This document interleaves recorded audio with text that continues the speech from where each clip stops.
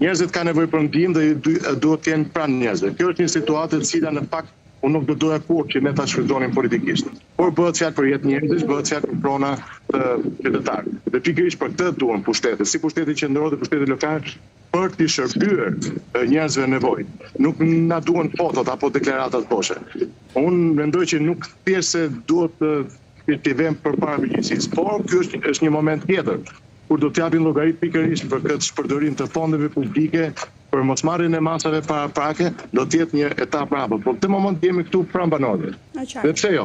Do ishim gati që të merrnim pjesë edhe në proceset në ndihmë të banorëve, pavarësisht përkatësive politike apo ndarjeve, pavarësisht përgjegjësive që thash, do të shohim mbrapa të këto janë përgjegjësi të rënda për pushtetin. Por gjithsesi, një thirrje duhet t'ja bëjnë nga kjo zonë. Hajdeni të jeni pranë qytetarëve. Unë kuptoj që i gjithë duken. Në moment tani që ka tuar lumja e zem, është një moment shumë i rëndë. Po, zoti Cara dhe diçka se Tu jam bashkë me zonjën Manjola Lili, deputete të zonës, dhe me kryetarin e aktorit strefit të zonës, kryetarin PD-s, dhe kemi hyrë në shtëpi dhe në zonë Banini. Unë i bëj thirrje në fakt që ka bërë thirrje dhe kryetari Partisë Demokratike zoti Berisha. Duhet shpalli pse jo dhe gjendjen e jashtëzakonshme apo të patriksive natyrore. Unë e kuptoj që për qeverinë kjo është pak e rëndë sepse do të fshehë realitet. Dhe mbi të gjitha, kjo ka dhe një faturë financiare mbrapa. Nuk është turp, dhe që të franosh fajin dhe jo mbi të gjitha të marrësh e përgjegjësitë. Pavarësisht se gjitha këto biznese dhe shtëpit duhet të dëmë shpërblyen. Se nuk është faji tyre i banorëve që është kjo situatë. Pikërisht faji institucionit të shtetit. Po, zoti Cara, më dëgjoni?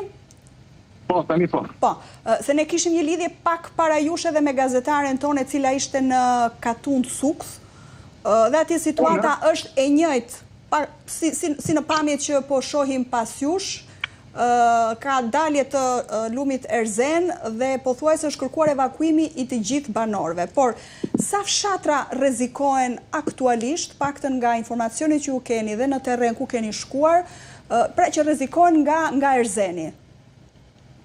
Atëherë, bëhet fjalë për disa fshatra ose komuna.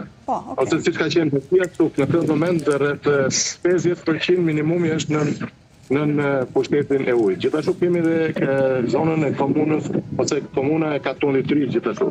Por kjo mund të në vazhdim mund të thrihet akoma më shumë se bëhet fjalë që i pruhet vazhdon. Akoma ka rrjedhje për ujit është prandaj dhe duhen marrë masa sa më të shpejta që mos të ketë. Zoti Cara, të gjitha shtëpitë që janë kati parë janë të përmbytura, janë në ujë, se rruga është në ujë, po edhe shtëpitë, bizneset.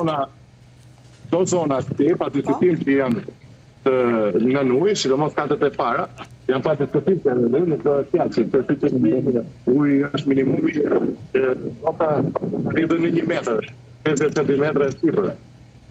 Të kështë shtëpi. Dhe prandaj mendoj që në këtë moment duhet faktikisht, sepse kanë tempoja dhe njerëz.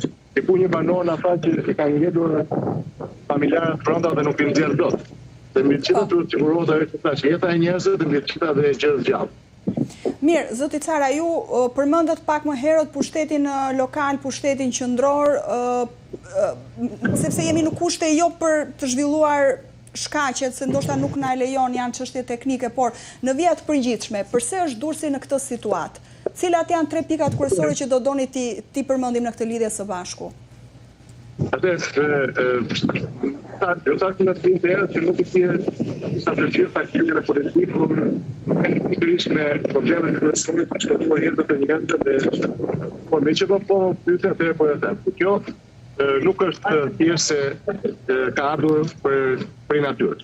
Sepse në qoftë se po tek televizioni juaj me sa di, patët një sinoptikane e cila tha që rreshjet e shiut në qytetin e Durrësit kanë qenë në një volum rreth 54 mm për metër katror, pra kur ne kemi pasur raste të tjera dhe 180, që do thotë nuk kemi pasur rreshje të mëdha.